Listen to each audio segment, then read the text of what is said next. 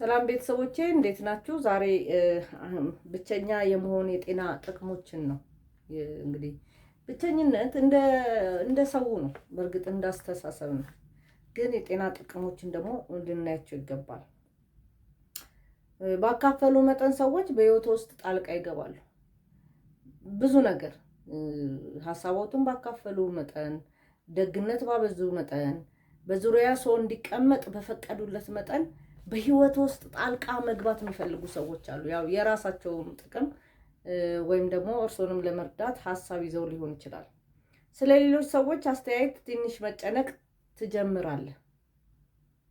አብረህ ከሰው ጋር ካለ ስለነዛ ሰዎች መጨነቅም ትጀምራለህ ማለት ነው። ይሄ ደግሞ የጤና ጉዳት አለው። ምክንያቱም የራስ ችግር እያለ የሌላ ሰውን ችግር ይዘህ እንደገና እንትን ማለት ጥቅም ስለሌለው ምርጫ ከማድረጉ በፊት ማረጋገጫ መፈለጉን ያቆማሉ።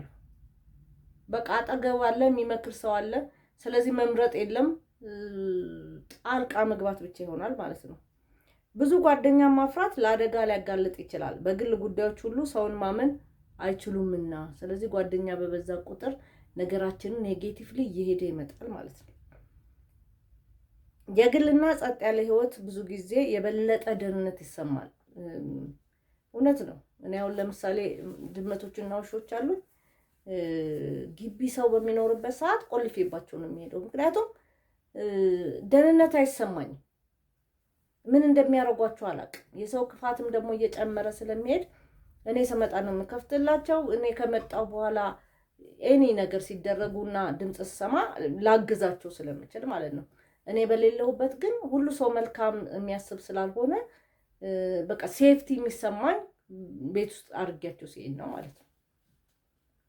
ስለዚህ የግልና ጸጥ ያለ ህይወት በጣም ሴፍቲ ይሰማል ማለት ነው።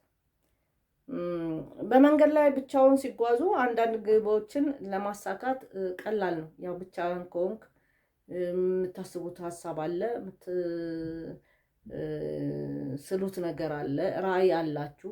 ከራዕያችሁ ጋር ለማውራት ራሱ በጣም ይጠቅማል ማለት ነው። ከሰው ጋር ግን ካለን ሀሳባችንም ይከፋፈላል። ሌሎችም ደግሞ ብዙ በህይወታችን ውስጥ ጣልቃ የሚገቡ ሰዎችም አሉ ማለት ነው። ዝምታ ስትገነባ ምን ማጥቃት እንዳለብህ ማንም አያውቅም። ብዙ ጊዜ እንዲያረጋለው ስትሉ ነገሮች ሳይሳኩ ቀርቶ አይታችሁ አታውቁም? እንዲያገኘው ስትሉ ወዲያው ፌል ሲያደርግ አይታችሁ አታውቁም? ብዙ ጊዜ በንግግር ውስጥ ብዙ ጊዜ ነገሮችን በመግለጥ ውስጥ ፌለሪቲ አለ። ስለዚህ መጠንቀቅ መቻል አለብን። ከመናገር ይቀራል የሚሉ ሰዎች አሉ። እውነት ነው፣ ምንም ጥያቄ የለም። ስለዚህ ብቻ መሆን እና መቼ ከሌሎች ጋር መቀላቀል እንዳለብን ሚዛናዊ መሆን አለብን። ቤተሰቦቼ ለዛሬ ያስኩት ይህን ይመስላል። አመሰግናለሁ።